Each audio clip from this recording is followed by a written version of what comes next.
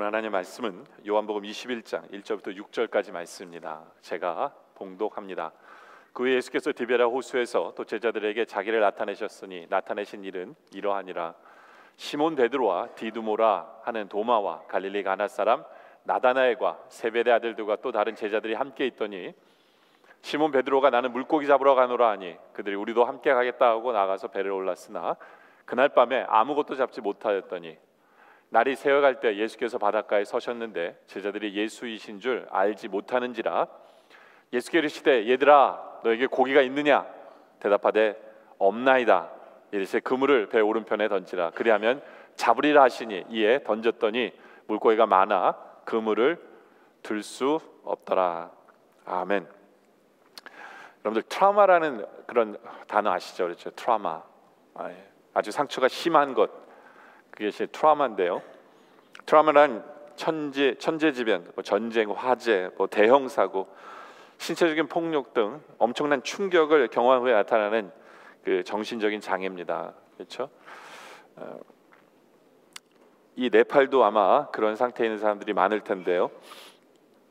그것을 외상 후 스트레스 장애라고 하기도 하고, 또 이런 사람들은 어떤 특정한 상황 속에서 특정한 일을 겪은 사람이기 때문에 그 상황을 되풀이하는 것을 싫어합니다. 그래서 운전을 사고가 아니라 운전하다가 큰 사고가 나게 되면 운전을 두려워하게 되죠. 그렇죠? 그런 것도 이제 트라우마 일종이고요. 그리고 높은 건물에서 화재를 경험하게 된 사람들은 높은 건물에 올라가는 것을 아예 싫어하는 사람들도 있습니다. 또 어릴 때 목을 졸리던 이렇게 경험을 했던 사람들은 넥타이를 매는 것, 또 목도리 하는 것도 너무너무 싫어하는 사람들도 있습니다. 이런 것이 이제 두려움으로 와닿는 건데요. 사도 베드로 같은 경우에도 그런 트라우마 같은 일들이 있었습니다. 그 첫 번째 트라우마는 뭐였냐면 그가 사랑하던 그리고 믿었던 스승인 예수님이 십자가에서 아무 힘없이 비참하게 죽는 상황을 목격한 겁니다. 솔직히 베드로는 예수님께 모든 것을 걸었죠. 그렇죠? 자기 재산도 다 내버려두고 직업도 내려두고 가족도 포기한 채 3년 동안 예수님을 따랐습니다. 그런데 그런 예수님이 십자가에 달려 죽으신 거예요. 인간적으로 생각할 때는 말도 안 되는 일이에요. 그리고 그분의 능력을 아는데 아무런 능력도 행함 없이 정말 힘없이 돌아가셨어요. 그리고 그분은 죄 없으신 분인데, 너무 선하신 분인데, 죽어서는 안 되는 분인데 인간들의 너무 악함을 보게 돼요. 어떻게 인간들이 저렇게 악할 수 있을까?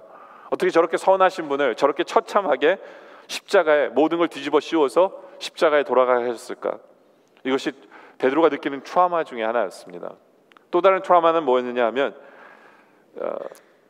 자신이 예수님을 배반했을 때 형성되는 거죠. 그렇죠?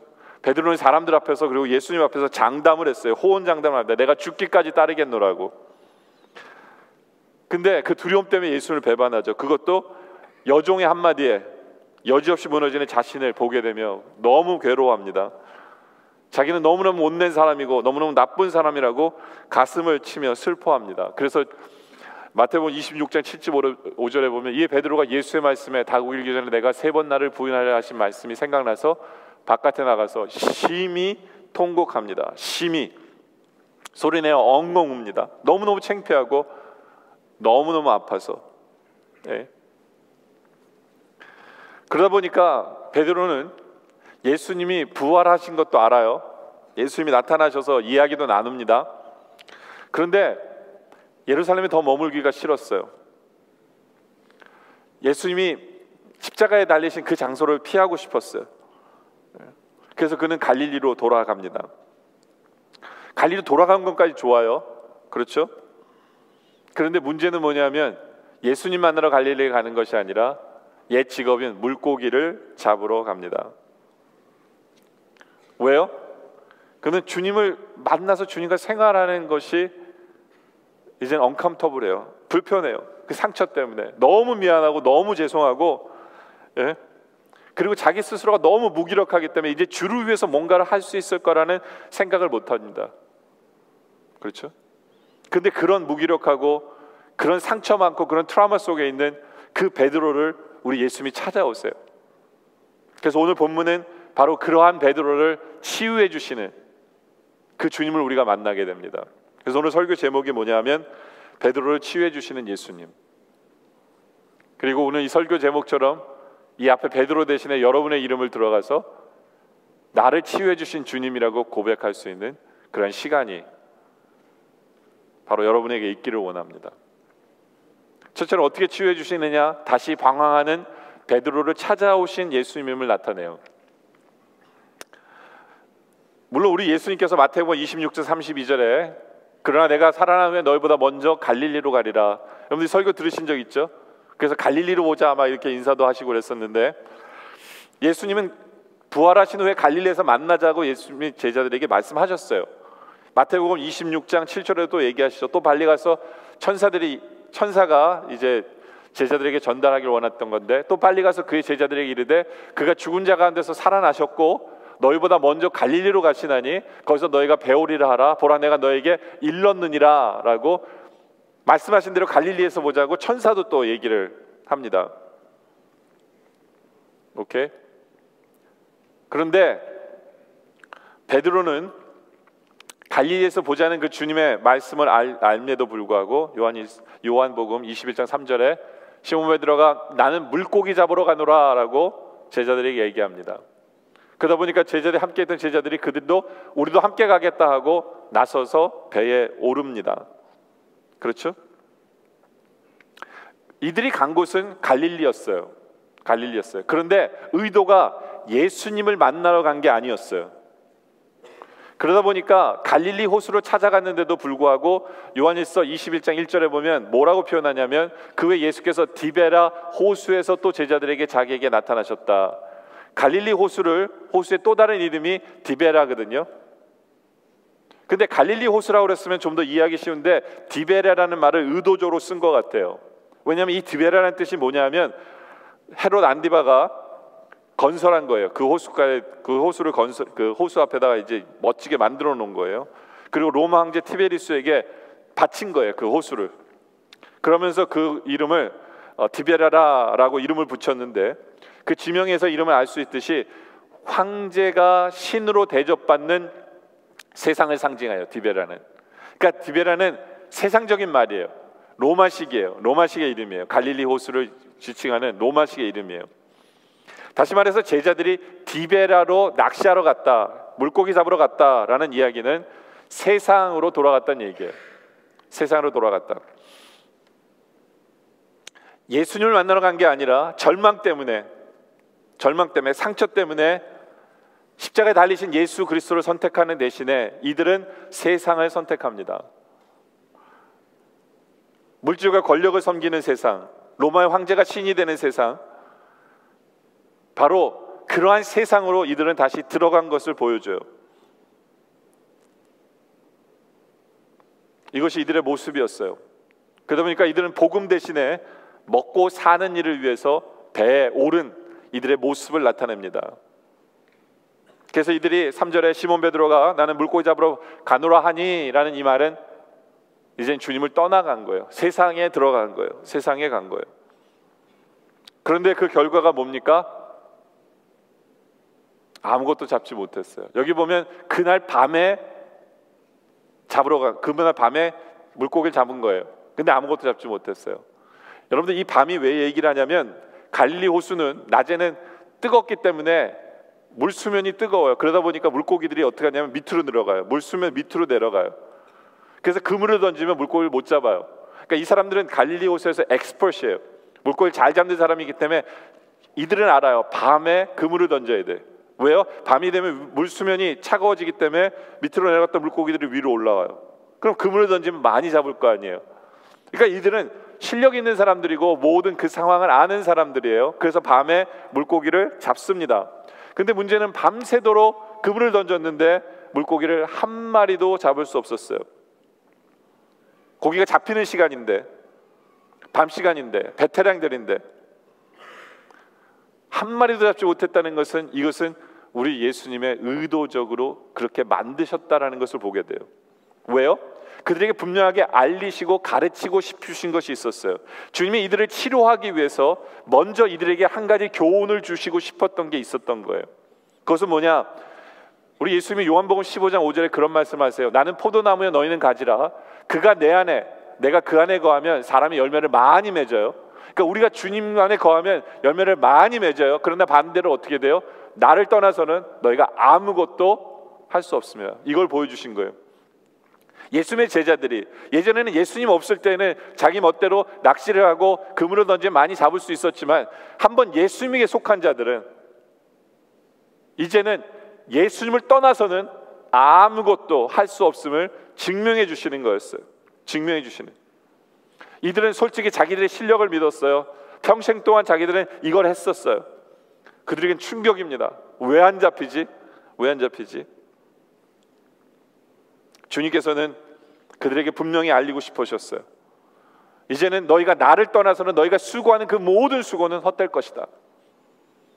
너희들이 밤새도록 수고하고 밤새도록 다른 박질해도 그 모든 것은 결국에는 허무하고 아무 열매도 없고 공허한 것을 제자들에게 먼저 주님께서는 알려주고 싶으셨던 거예요. 그래서 시편 127편 1절에 보면 이런 말씀이 있어요. 여호와께서 집을 세우지 아니하시면 세우는 자의 수고가 헛되고, 여호와께서 성을 지키지 않으시면 파수꾼의 깨어있음이 헛되도다. 주님이 안 해주시면 헛되다라는 거예요. 헛되다. 어느 두 친구가 아주 큰 기차 정거장에서 최신의 엔진을 단 새로 나온 기차를 지켜보고 있었어요. 그 기차를 보면서 와, 엔진 끝내주네 하면서 자기 친구, 역장의 친구에게 얘기했어요. 저 기차 얼마나 빨리 달려? 기가 막힌다. 그랬더니 이 그리스도인 역장이 친구에게 뭐라고 하냐면, 아무리 엔진이 좋으면 뭐해? 철로 위에서만 잘 달릴 수 있는 걸 하면서 얘기하는 게 뭐냐면, 우리 믿는 성도들도 마찬가지라는 거예요. 아무리 큰 힘이 있고 능력이 있으면 뭐예요? 주님을 떠나서는 주님 안에서만 그 모든 것이 가능한 것이 우리의 삶의 모습이다 라는 거죠. 우리 주님께서는 주님을 떠나서는 아무것도 할 수 없음을 먼저 가르치시고요, 그 다음에는 주님 안에 거하면, 주님 말씀대로 살면 이제는 많은 열매를 맺는 것을 이제는 반대로 또 보여주세요. 마치 빌립보서 4장 13절에 보면, 내게 능력 주시는 자 안에서 내가 모든 것을 할 수 있는 것을 주님께서는 제자들에게 또 보이세요. 이제는 역으로 같은 날 한쪽은 완전히 실패하시고 이제 한쪽은 완전히 일어나게 하는 것을 주님께서는 보여주세요. 그렇죠? 솔직히 제자들은 예전에 이런 모습이었어요. 요한복음 6장 67절에 보면 예수께서 12제자 이르시되 너희도 가르느냐 라고 물으셨을 때 시몬 베드로가 뭐라고 그랬어요? 주여, 영생의 말씀이 주께 있사오니 우리가 누구에게로 가오리까? 다시 말해서 주님의 말씀이 있는 곳에 내가 있겠습니다 했던 제자들이에요. 근데 잊어버리고 세상으로 나아갔어요. 아무것도 이룰 수 없었어요. 그런 그들에게 주님께서는 이제 그들에게 말씀을 주셔서 말씀으로 그들에게 형통케 하시는 것을 같은 날 체험하게 하세요. 근데 그것을 체험하기 전에 우리 주님께서도 참 짓궂으시죠. 뭐라고 그러시냐면, 요한복음 21장 1절에 예수님이 그들에게 뭐라고 그러냐면, 예수께서 이르시되 얘들아 너에게 고기가 있느냐? 아무것도 못 잡은 줄 아시고, 네? 확인 사살하시는 거예요. 그러니까 뭐라 그래요?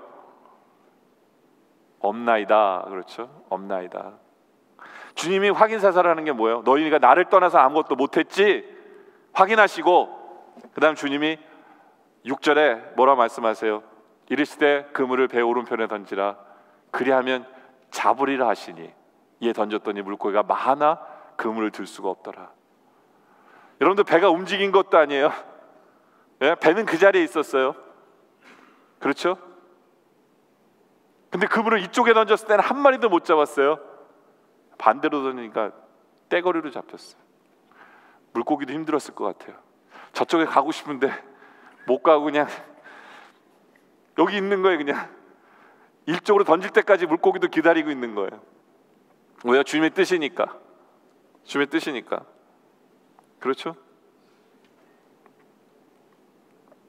그래서 어떻게 됩니까? 11절에 보니까 시몬 베드로가 올라가서 그물을 육지에 끌어올려서 세보니까 그 물고기 수가 뭐예요? 153마리였어요.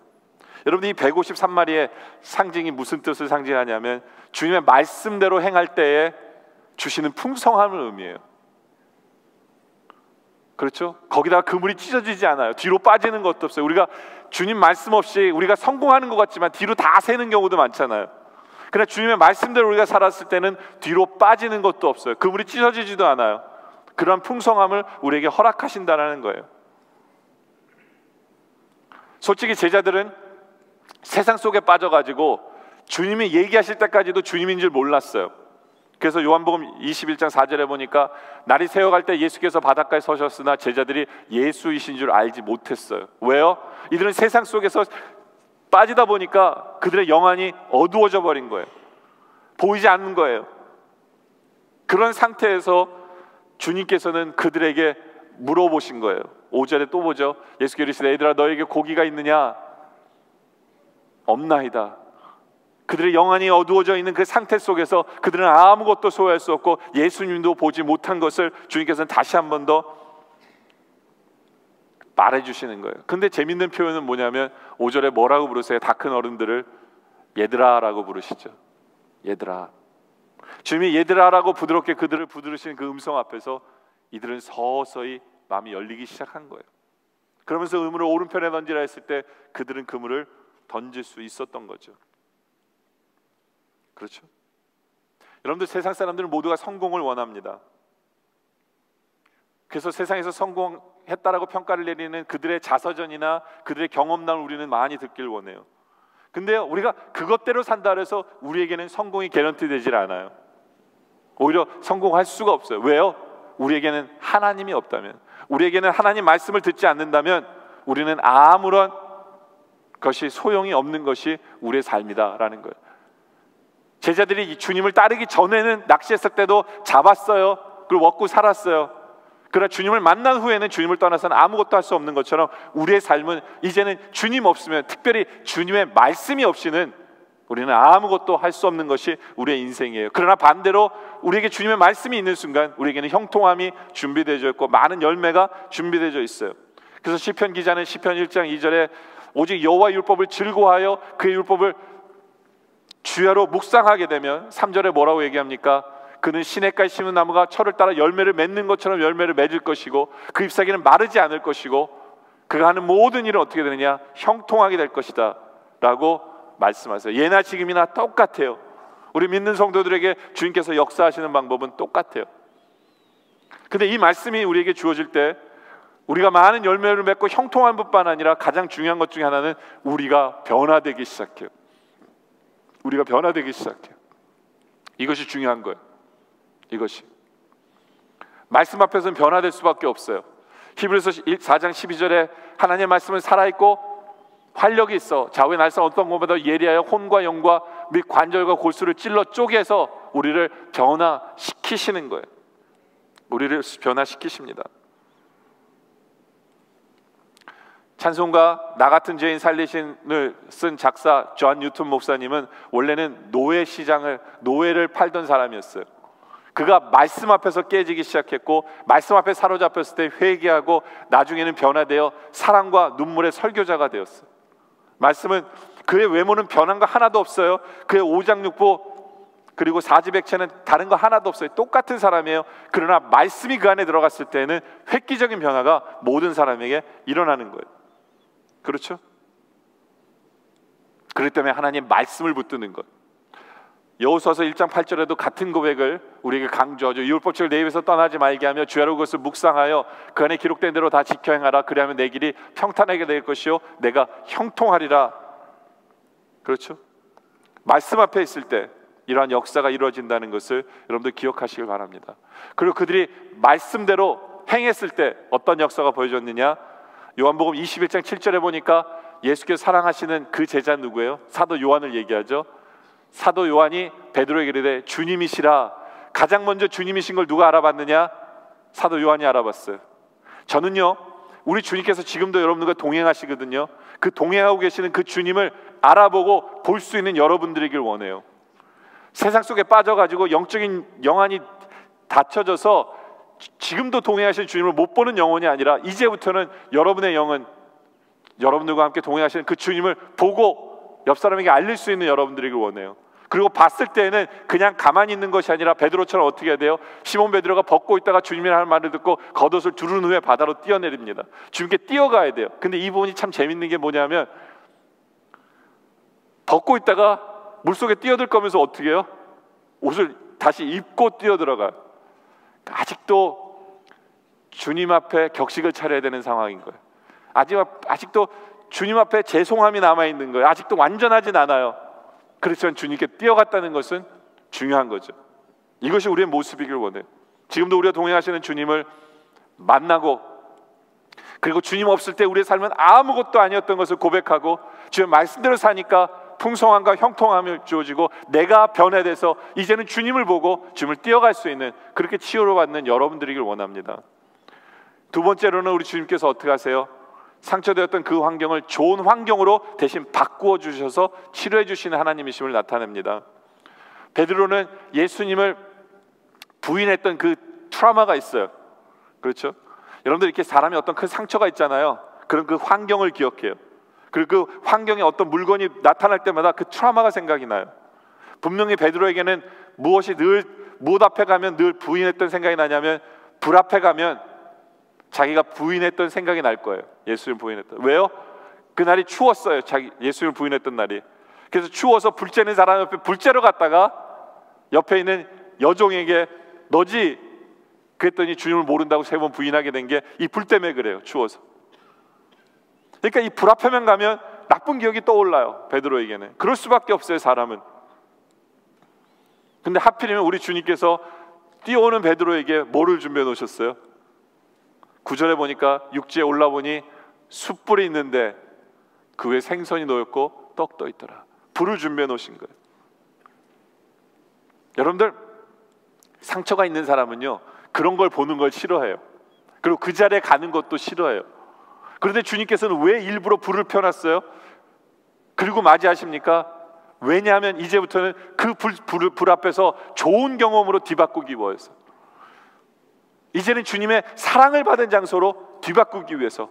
그래서 이제는 그 숯불을 볼 때마다 주님을 배반했던 것이 생각나는 게 아니라 숯불을 볼 때마다 주님의 사랑을 떠오르게 하기 위해서, 그 사건을 오히려 뒤집어서 더 좋은 경험으로 뒤바꾸기 위해서 주님께서는 치료하기 위해서 그 일을 재현시키는 거예요. 재현시키는 거예요. 여러분들 어디 가기 싫은 장소 있으세요? 가면 그 일이 생각나고 가슴이 답답하고 얼굴이 찡그러지는 곳이 있으세요? 만약에 그런 곳이 있다면 여러분들 그것을 멀리한다면 온전한 치유는 이루어지지 않아요. 오히려 맞닥뜨리세요. 상처를 직면하세요. 그리고 그 사건 앞에서 예수님과 대화하세요. 그리고 예수님을 만나세요. 예수님의 역사를 바라보세요. 예수님의 사랑을 체험하세요. 그럴 때 치유의 역사가 일어나는 거예요. 그러면서 예수님께서는 그 장소에서 베드로를 뭐라고 부르세요? 옛날에 처음 만났을 때 베드로를 불렀던 그 이름으로 부르세요. 그 이름이 뭐예요?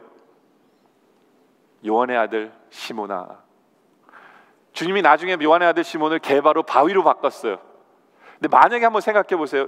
요한복음 21장 15절에 예수님 나오죠. 요한의 아들 시몬아 부르시는데 만약에 예수님이 바위야 이렇게 부르시면 이건 놀리는 것 같았을 거예요.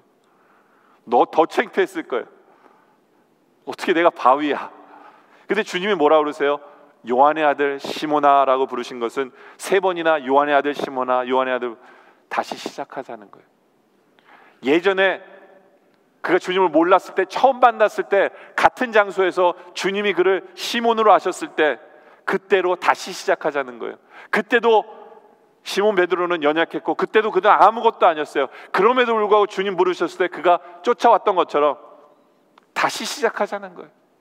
그때나 얘나 다를 바가 없다는 거예요. 지금도 이제 나를 쫓아와도 된다는 거예요. 어제의 낙심, 절망, 배반 다 땅에 묻어버리지 않게 다시 시작하자는 거예요. 새롭게 시작하자. 너의 자랑도 너의 실수도 다 내려놓고 다시 가자. 나랑 다시 시작하자. 주님의 따뜻한 배려예요. 요한의 아들 시몬아, 요한의 아들 시몬아. 그러면서 자기가 3번 자신의 입술로 주님을 부인한 그 트라우마를 또 이제 고치기 시작하세요. 어떻게 해요? 똑같이 대면하세요. 주님을 부인했던 그 입술을 가지고 이제는 주님을 사랑합니다라는 고백을 하게 하심으로, 그것도 3번 고백하게 하심으로 이제는 그 트라우마마저도 뒤집으시는 거죠. 물론 베드로는 이 3번이라는 숫자에 굉장히 민감해요. 세 번이라는 숫자가 세 번 부인했기 때문에 그 세 번 주님께서 네가 나를 사랑하냐 물으셨을 때 베드로는 17절에 세 번째 이르시되 요한의 아들 시몬아 내가 나를 사랑하느냐 하시니 주께서 세 번째 나를 사랑하시나므로 베드로가 어떻게 해요? 근심합니다. 3이 싫어요. 뭐든지 세 번째 물어보면 싫어요. 예? 이게 베드로의 트라우마예요. 상처예요. 근데 주님은 굳이 세 번째 물어보세요. 왜요? 세 번 부인했으니까 세 번 사랑한다라고 하게 하심으로 인하여 베드로를 치유하고 싶은 거예요. 근데 그 치유의 핵심이 뭐냐? 세 번도 중요하지만 치유의 핵심은 내가 주님을 사랑합니다라고 고백하게 하는 거예요. 이게 치유의 핵심이에요. 치유의 핵심. 여러분들 우리가 주님을 떠나서 정말 주님 다시 뵐 면목이 없고 부족하지만 이제 다시 회복되기 원하세요. 그럼 주님 내가 주님을 사랑합니다 라고 나오시길 바래요. 그런데 이게 염치가 없어서 잘 안 돼요. 주님이 아세요. 그래서 어떻게 하세요? 15절에 주님이 물어보실 때 첫 번째 질문하실 때 뭐라 물으셨냐면 너희가 이 사람들보다 나를 더 사랑하느냐고 물어보셨어요. 이것은 베드로가 사랑하고 있는 건 맞아라는 것을 증명하기 위해서 일부러 주님께서 이렇게 얘기하신 거예요. 여기에서는 우리 한국말에는 물론 이 사람들보다라는 표현을 썼지만 이 단어는 이것들보다라고 써도 전혀 문제가 안 돼요. 그러니까 두 가지 의미가 있어요. 너는 이것들보다 날 사랑하느냐, 너는 이 사람들보다 나를 더 사랑하느냐, 두 가지 의미가 다 있어요. 뭐예요? 여러분들 기억하세요? 베드로가 예수님을 처음 만났을 때 주님을 따를 때 이것들을 다 버렸어요. 배도 버렸어요. 가족도 버렸어요. 이것들을 다 버렸어요. 왜요? 주님을 사랑하기 때문에, 주님을 따르고 싶어서. 주님은 그 마음을 아셨어요. 그리고 지금도 베드로가 그것이 적어도 그 마음만은 변함이 없는 걸 아셨어요. 그래서 너희가 이것들보다, 그리고 이 사람들은 누구예요? 그의 가족들, 그의 친구들이에요. 근데 주님을 사랑하기 때문에 그것도 버렸던 사람이에요. 그리고 지금도 그 마음은 가지고 있는 것을 주님이 아시기 때문에 그가 주님을 사랑합니다라는 고백을 할 수 있도록 유도를 시키신 거예요. 하나님께서 네가 나를 사랑하느냐 할 때 주님 아시잖아요. 내가 주님을 사랑합니다라는 고백을 할 수 있도록 만드신 질문이에요. 왜요? 주님을 사랑합니다라는 그 고백, 그 사랑하는 그 마음, 이것이 치유에 있어서 제일 중요한 거기 때문에 여러분들 지금도 우리 하나님께서는 여러분에게 그렇게 오세요. 우리가 어떤 면을 보면 주님 사랑합니다라고 말을 정말 염치도 없어요. 근데 어느 한 부분만은 정말 주님을 사랑하는 부분이 있어요. 그렇죠? 우리 모두에게 있어요. 주님께서 그 부분을 얘기하면서 너 나 사랑하는 거 맞지? 라고 얘기하시는 분, 이것이 우리 주님이에요. 만약에 우리 주님께서 베드로에게 오셔가지고 너 지난번에 기도하라 그랬는데 졸더니 요즘엔 기도 좀 잘하냐? 뭐 이렇게 물어보신다든가, 네? 너 왜 그거 다 버려놓고 왜 지금 물고기 잡고 있어? 이렇게 얘기하시면서 너 나 사랑하는 거 맞냐? 이런 사랑합니다라고 얘기 못하죠. 그렇죠? 근데 우리 주님은 그렇게 오시는 게 아니에요. 사랑하는 부분을 알고 계시기 때문에 너 나 사랑하는 거 맞지? 그래서 사랑합니다라고 고백할 수 있도록 해주시는 거예요. 해주시는 거예요. 그러면서 그 고백 위에 베드로를 회복시켜 주세요. 근데 베드로가 변한 게 있어요. 그건 뭐냐면 예수님이 베드로에게 네가 나를 사랑하느냐라고 물으실 때 재밌는 표현은 첫 번째, 두 번째 표현 속에서는 주님께서 예수님이 베드로에게 네가 아가페 사랑으로 나를 사랑하느냐라고 물어보신 거예요. 어떤 면에서는 신적인, 완전 헌신적인 사랑으로 너 나 사랑하느냐라고 물어보셨어요. 예전에 베드로 같으면 어때요? 그 말이 무슨 뜻인지도 모르면서 주님 저 사랑해요 뭐 이러고 나섰을 거예요. 근데 베드로가 바뀌었어요. 자기 자신을 돌아봅니다. 그 말씀 앞에서 아가페 사랑으로 내가 주님을 사랑하나? 근데 사랑은 하는 것 같아요. 근데 그 사랑이 아가페 사랑은 아닌 것 같아요. 염치도 없어요. 염치가 있기 때문에 그렇게 못해요. 그래서 베드로가 뭐라 하냐면 저는 필리아의 사랑으로 주님을 사랑합니다. 그러니까 친구처럼 사랑합니다. 사랑은 합니다 주님, 근데 친구처럼 사랑해요 라고 표현을 해요. 굉장히 겸손해진 거예요. 그리고 더 겸손해진 표현이 뭐냐면 주님, 내가 주님을 사랑하는지 주님이 아십니다 라고 표현하는 거예요. 주님이 아십니다. 여러분들 예전에는 그 사랑의 주체가 나였어요. 내가 주님 사랑합니다. 모든 게 나 중심이었어요. 내가 합니다. 나. 그러나 이제는 그 중심이 예수님으로 바뀌는 거예요. 예수님의 마음으로, 예수님 때문에 주님이 아시는 것처럼, 이런 표현이에요. 과거에는 내가 할 수 있습니다. 다 내가 최고였어요. 내가 주인이에요. 내가 모든 것을 쏟아붓고 내 열정이에요. 내 맘대로예요.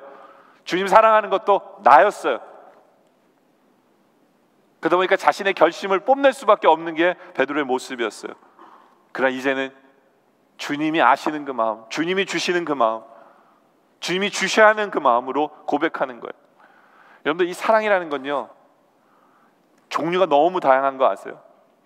그러다 보니까 사랑은 어려워요. 어떤 면에 있어서 그 사랑이 에로스냐, 필리오냐, 아가페냐, 굉장히 철학적인 이론이 들어있어요. 그러다 보니까. 근데요, 한마디로 말하면, 쉽게 표현하자면 에로스의 사랑은 항상 내가 중심이에요. 내가 중심. 그래서 내가 원해서 저 사람 사랑하는 거예요. 내가 필요해서 저 사람 사랑하는 거예요. 그래서 내가 저 사람을 돕는 거예요. 나 때문에. 그러다 보니까 이 에로스의 사랑은요, 사랑을 하는데 사랑을 받는 자식들이 괴로운 거예요. 내 중심으로 사랑하니까. 그러면서 사랑한다라고 얘기해요. 사랑을 하는데 내 남편이 괴로운 거예요. 왜요? 에로스의 사랑으로, 자기 중심으로 사랑하니까. 사랑하는데 못 살게 구는 거예요, 남편을. 왜요?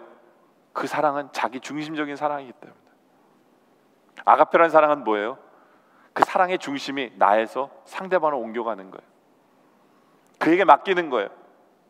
내가 주를 사랑하는지를 주께서 아시나이다. 사랑하는 것마저도 그건 당신 것입니다 라는 표현이에요. 사랑하는 것마저도 당신 것입니다. 욥기서 23장 10절에 그러나 내가 가는 길을 그가 아시나니 그가 나를 단련하신 후에 내가 순금같이 되어 나오리. 이건 뭐냐면 내 인생의 주체가 하나님이시라는 거예요. 내가 아니라는 거예요. 더 이상 내가 당하는 현실, 모든 것은 주님의 안에 있다는 거예요. 주님의 역사 속에서 주님이 하는 거예요. 주님이 모든 것의 주체시라는 거죠.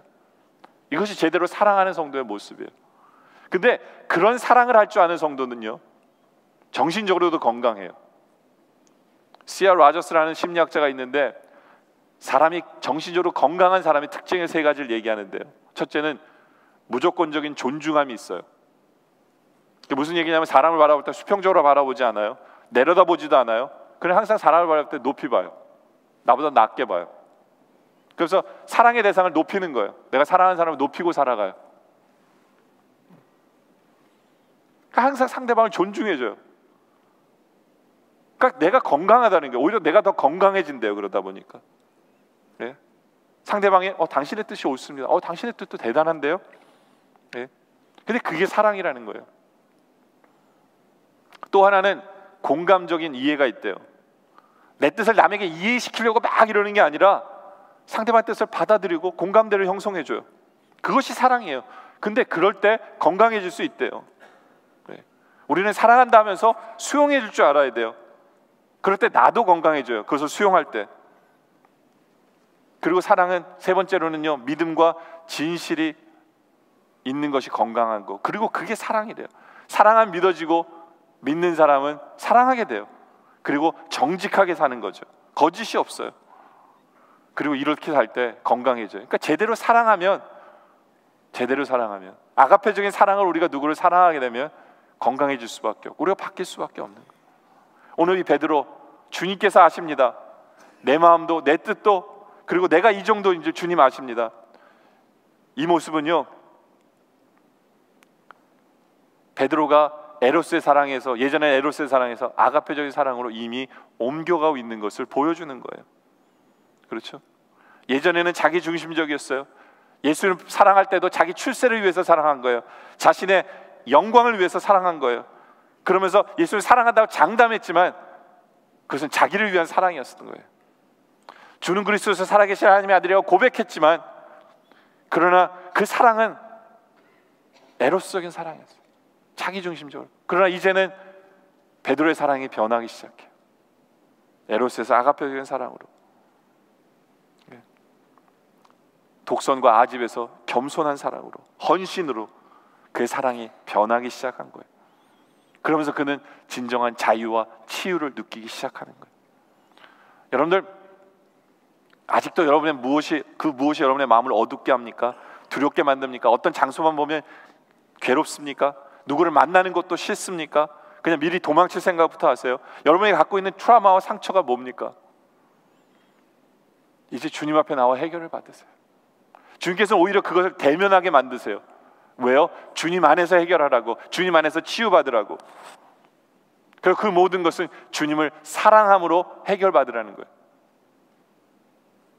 여러분들 안에 어딘가에는 벌써 이미 주님을 사랑하는 그 모습이 있어요. 주님께서는 그것으로 주님, 내가 주님을 사랑합니다라고 고백하길 원해요. 근데 그 사랑이 내 중심이 아니라 이제는 주님 중심으로, 주님 때문에, 주님으로 말미암아 주님이 아시는 대로, 주님이 나를 주장하시는 대로 저 주님 사랑합니다, 그러나 도와주세요 라는 이 모습으로 이제는 치유의 역사가 여러분에게 있길 원해요. 근데 주님께서는 이렇게 치유해 주시는 것뿐만 아니라 세 번째로는 사명을 주시면서 치유하세요. 베드로는 이때까지 자신은 무능력하고 아무것도 할 수 없는 사람이라고 생각했어요. 자기 스스로 도할 때 그렇지 않겠어요? 안 하겠다는 거 해놨으니까. 그런데 그 주님께서는 네가 나를 사랑하느냐고 3번 물으실 뿐만 아니라 그에게 3번이나 똑같이 그가 제일 싫어하는 숫자 3번으로 내 양을 먹이라고 주님이 얘기하세요. 내 양을 먹이라, 내 양을 먹이라, 내 양을 먹이라. 솔직히 이제껏 베드로는 이웃을 생각해 본 적이 없었어요. 예수님을 제대로 믿으면 내가 한몫 차지하겠지, 내가 부자가 되고 내가 권력을 쥐고 내가 명예를 얻겠지, 그러면서 주님을 쫓았어요. 내가 예수를 믿으면 복 받을 거야. 이게 예수를 믿은, 예수님을 쫓았던 가장 큰 이유였어요. 그냥 자기 문제에 급급했어요. 그러나 이제는 이웃이 보이기 시작하는 거예요. 예수님의 뜻이 느껴지기 시작해요. 내 양을 먹이라 했을 때 그의 눈에 이제 드디어 이웃이 보여지기 시작하는 거예요. 근데 여기서 중요한 것은 내 양이라는 건 베드로의 양이 아니에요. 내 양이라는 건 예수님의 양이에요. 너는 예수님의 양을 먹이라 라고 주님께서 얘기하세요. 네. 이제는 자기랑 연관이 없어요. 어떤 면에서 자기의 명예랑도 상관없어요. 주님이 원하시고 주님이 맡긴 주님의 영, 주님의 양떼들, 그리고 그가 나갔을 때 3,000명이 회개하는 역사가 그에게 이루어지는 거예요. 네. 여러분들 솔직히 제가 베드로였으면 몇 가지 생각들이 났을 거예요. 내 양을 먹이라 그러면 양떼나 주시고 양을 먹이라 그러지, 뭐 어디 양이 있어요. 그 첫 번째 제 생각이에요. 두 번째로 드는 생각은 이런 거였을 거예요. 주님, 저 방금 전에, 얼마 전에 주님 배반한 사람이에요. 뭘 믿고요? 그리고 주님, 저는 아는 것도 없어요. 능력도 없고요. 우리들 같으면 그렇게 얘기할 거 아니에요? 갑자기 여러분에게 나타나서 내 양을 먹이라 그러면 주님, 성경 지식도 없는데요? 주님, 저 교회 나간 지 얼마 안 됐어요. 이런 것이 우리에게 가장 먼저 나오는 대답일 거라는 거죠. 그렇죠? 근데 참 재밌는 건 그렇게 겸손해진 베드로인데 주님께서 내 양을 먹이라, 내 양을 먹이라 그럴 때 억셉트해요, 그 말씀을. 겸손은 어디 가고요? 근데 이건 겸손할 바가 아니에요. 베드로가 그날 주님을 체험한 게 뭐예요? 자기의 힘으로는 아무것도 못 잡았어요. 자기가 세상으로 나갈 때는 아무런 능력도 없었어요. 그러나 말씀에 순종하다 보니까 거기에 능력이 있는 것을 알게 된 거예요. 주님이 내 양을 먹이라는 그 말씀에 순종하면 될 수밖에 없다는 걸 아는 거예요. 그리고 무엇보다도 베드로는 그 사명 앞에서 고개를 쑥 숙이고 난 못해요가 아니라, 그래서 억셉트한 이유는 뭐냐? 주님을 사랑하는 것을 자기가 알았기 때문에. 이거 하나면 됐어요. 내가 주님을 사랑합니다. 사랑합니다. 이제는 그 사랑으로, 주님 사랑하기 때문에 세상에 어떤 것이 자기에게 닥쳐와도 이제는 견딜 수 있을 것 같았어요. 이제는 주님 주시는 사랑 때문에, 주님이 주체가 된 사랑 때문에 이제는 주님 때문에 감당할 수 있는 것을 보기 시작한 거예요. 보기 시작한 거예요. 여러분들, 우리도 베드로와 똑같아요. 솔직히 우리의 능력 없어요. 우리 주님을 배반하는 자들이에요. 예? 성경을 본다 팍팍 외워지고 팍팍 이해되지도 않아요. 사람을 만났을 때 무슨 얘기 해야 되는지도 몰라요. 그게 우리가 베드로랑 똑같아요. 근데 여러분들, 주님을 사랑함이 여러분 안에 있는 것이 보이세요? 주님을 사랑합니다라고 고백하고 계세요? 그거면 충분해요. 그 사랑 주님이 주신 거예요. 그리고 그 사랑을 통해서 주님은 역사하실 것이, 그것이 바로 여러분의 아이덴티티예요. 그렇기 때문에 여러분에게도 사명을 주시는 거예요. 여러분은 하찮은 사람 아니에요. 모자란 사람 아니고 부족한 사람 아니에요. 주님의 일꾼들이에요. 대단한 존재들이다 라는 것이 여러분의 정체성입니다. 이제 말씀에 결론을 내리죠. 저는요, 예전에 제가 가장 큰 은혜 받았던 장면이 바로 이 장면이었어요. 이 장면에 은혜 받은 사람의 특징이 뭐냐면, 주님을 배반하고 그리고 세상 속에서 내 멋대로 살았던 모습이 있는 사람들이 이 구절을 제일 좋아해요. 이 장면을. 저는 특히 이 장면이 왜 좋았냐면, 보통 내가 하나님을 생각할 때 우리 하나님은 내가 잘못하면 때리시고 야단치시고 심판하시는 하나님인데, 우리 하나님은 그런 하나님이 아니었어요. 내가 주님을 배반하고 세상으로 나갔는데, 물론 세상에 나가니까 되는 일도 안 돼요. 뭐 그거는 체험했어요. 근데 주님을 만났을 때 주님은 나를 야단치시지 않았어요. 야단치시기보다는 오히려 저를 먹이시는 하나님이에요. 마치 이 장면처럼, 오늘 말씀 13절처럼 예수께서 가셔서 떡을 가져다 그들에게 주시고 생선도 그와 함께 하시니, 이게 우리 주님이세요. 우리를 대하시는 주님이세요. 주님의 사랑이 그래요. 때리시는 게 먼저가 아니에요. 물론 이제 성격 차이겠지만, 저는 제 성격이 누가 이렇게 때리면 확 안 해 그러고 나가는 스타일이에요. 그 주님이 아시고는 항상 저를 달래주셨어요. 오히려 제가 부족하면 더 잘 되게 하세요. 그래서 하나님 왜 이래요? 미안하게. 이 하나님 저를 대하시는 방법이었어요. 그러니까 그 하나님이 너무너무 감사한 거예요. 그 사랑이 너무너무 감사한 거예요. 그리고 중요한 것은, 이제는 내 양을 먹이라는 것은 그 사랑받았기에 그 사랑으로 양떼들을 먹이라는 거예요. 사랑하라는 거예요. 사랑하라는 거예요. 제가 금요 기도회 때도 이 구절로 설교를 했는데요, 요한복음 15장 17절에 내가 이것을 너에게 명하면 너희가 서로 사랑하게 하려 함이라.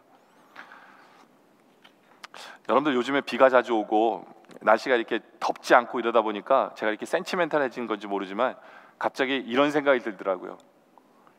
주님, 5월 달에는 사랑하며 살게 하소서. 이런 기도가 나오더라고요. 시 같지 않아요?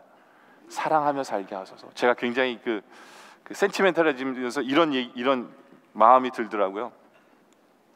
그리고 가만 보니까 5월 달에 나만 그런 게 아니라 세상 사람들도 그런 것 같아요. 그러다 보니까 사랑해야 될 사람들을 셀러브레이트 날들이 다 있어요. 뭐 어린이날, 어버이날, 뭐 한국 같은 경우 그렇죠. 뭐 스승의 날, 사랑해야 될 시즌인 것 같아요. 5월 달이. 근데 그러고 보니까 정말 사랑해야 될 것 같아요. 저는 주님의 사랑 때문에 여러분들 부모님을 더 사랑하기를 원해요. 여러분들, 주님의 사랑 때문에 여러분의 자녀를 여러분들 더 사랑했으면 좋겠어요. 그것뿐만 아니라 우리의 사랑해야 될 제목을 많이 주시잖아요. 네팔을 바라보며 사랑하라고 그러시잖아요. 주님 사랑 때문에 네팔을 사랑할 수 있는 여러분들을 원해요. 저는 또 거기다가 이제는 튀니지로 한 주 가야 되고 터키로 가야 돼요. 제가 사랑할 될 사람이 더 늘어나는 시즌이 저는 5월달이에요. 그 외에도 여러분들 주위에는 믿지 않는 사람들을 사랑할 수 있는 여러분들이 원해요. 왜요? 주님이 사랑하셨기 때문에. 내 양을 먹이라는 그것이 여러분에게 사명으로 와닿기를 원합니다. 여러분이 사랑해야 될 대상을 찾으라는 거예요. 그래서 이제는 제대로 사랑함으로 말미암아 치유됨으로 되고 끝나는 것이 아니라, 이제는 치유된 사람으로서 주님께 쓰임받는, 그래서 여러분의 삶 자체가 예배가 됨으로 인해서 하나님을 기쁘시게 하고 하나님의 영광을 드러내는 여러분의 삶의 모습 되어지시기를 주님의 이름으로 축원합니다. 기도드리겠습니다. 아버지 하나님, 예전에 우리의 모습은 상처받은 자 그 모습밖에 없었습니다. 상처받아서 사람을 피하고 장소를 피하고 해야 될 일을 피하고 숨어버린 우리의 모습이었습니다. 그러나 이제는 맞닥뜨리기를 원합니다. 지금도 나와 동행하시는 주님 때문에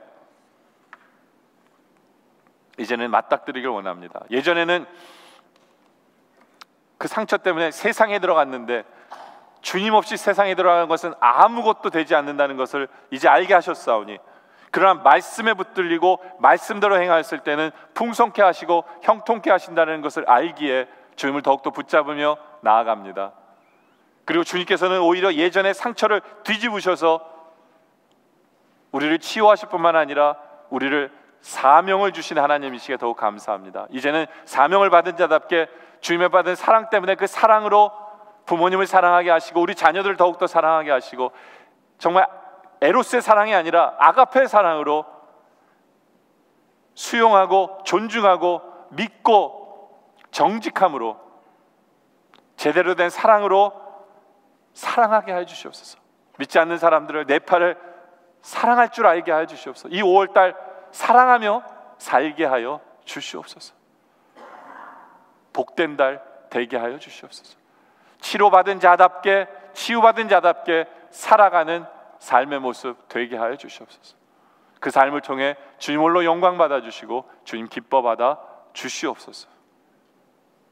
감사드리오며 예수님의 이름으로 간절히 기도드립니다. 아멘.